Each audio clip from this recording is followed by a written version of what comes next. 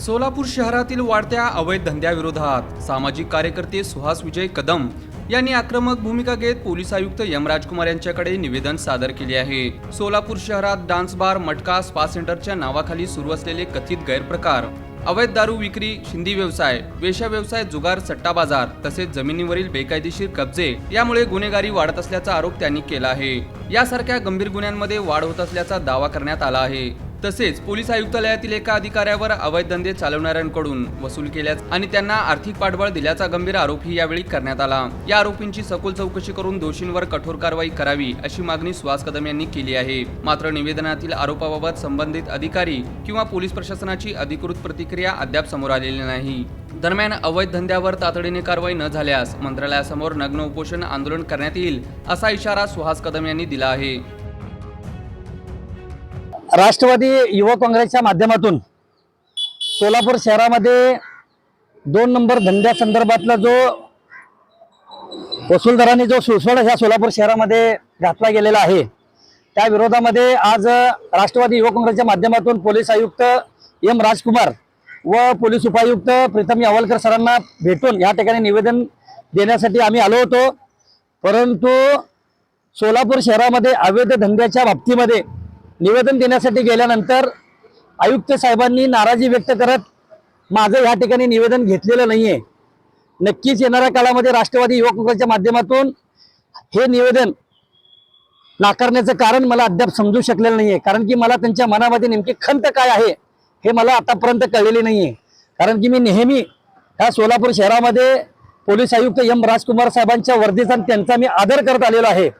परंतु 2 नंबर धंद्याच्या विरोधातली हे निवेदन न घेणं आणि त्यांचा जो वसूलदार जो आहे पोलीस आयुक्त कार्यालयाच्या नावाने या सोलापूर शहरामध्ये दर महिन्याला करोडो रुपये गोळा करतो, त्याच्या विरोधातलं निवेदन न घेणं म्हणजे हे लोकशाहीला घाला घालणार आहे असं मी समजतो।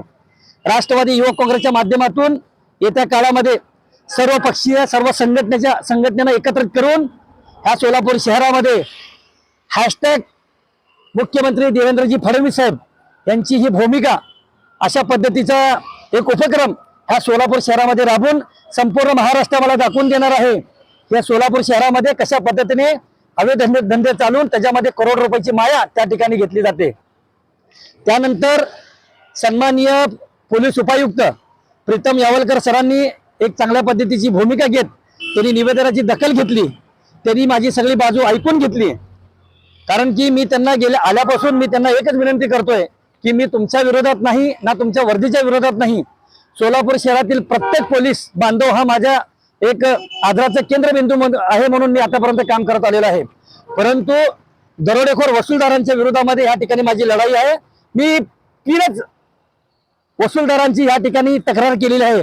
पहिला आहे बाळासाहेब रामदास गायकवाड, पद ASI वाचक शाखा म्हणून, तो या ठिकाणी नाही का करोड रुपये मटक्याच्या माध्यमातून अनेक 2 नंबर धंद्याच्या माध्यमातून करोड रुपये ते गोळा करत असतात। दुसरी गोष्ट अशी की भागवत शिंदे हा हवालदार आहे, हा देखील परिमंडळ 2च्या नावाच्या माध्यमातून दर महिन्याला पैसे गोळा करतो आणि त्याच पद्धतीने विजापूर नाका पोलीस स्टेशन या ठिकाणी देखील वसूलदार म्हणून त्या ठिकाणी काम करतो। राजू शिंदे म्हणून हा देखील परिमंडळाच्या नावाखाली त्या ठिकाणी 2 नंबर धंद्यांची वसुली करतो आणि सदर बाजार पोलीस स्टेशन मध्ये देखील त्या ठिकाणी दर महिन्याला वसुली करण्याचं काम करतो। आम्ही 2 नंबर धंद्याच्या विरोधात लढू नये, 2 नंबर धंद्यांना पाठबळ देणारे, त्यांना भांडवल देऊन व्याजाने पैसा देऊन भांडवल पुरणारे आणि 2 नंबर धंदा रोजरासपणे चालू करण्याच्या विरोधात आम्ही लढू नये। मला का या सोलापूर शहराच्या पोलिसांच्या बाबतीमध्ये मला आता संशय निर्माण होते, म्हणून माझी अजून देखील माननीय पोलीस आयुक्तांच्या बाबतीमध्ये आदराची भूमिका आहे। त्यांना जर गैरसमज झाला असेल आयुक्त साहेबांना, जर मी त्यांच्याकडे तक्रार दाखल केली नाही आणि मी डायरेक्ट पत्रकारांशी संवाद साधला, मी त्यांच्या मनापासून मी दिलगिरी व्यक्त करतो आणि येणाऱ्या काळामध्ये नक्कीच तुम्ही 2 नंबर धंद्याच्या वसूलदारांच्या बाबतीमध्ये एक चांगल्या पद्धतीची भूमिका घेऊन त्यांच्यावर कारवाई कराल अशी अपेक्षा व्यक्त करतो आणि मी या ठिकाणी थांबतो। जय हिंद, जय महाराष्ट्र, जय राष्ट्रवादी।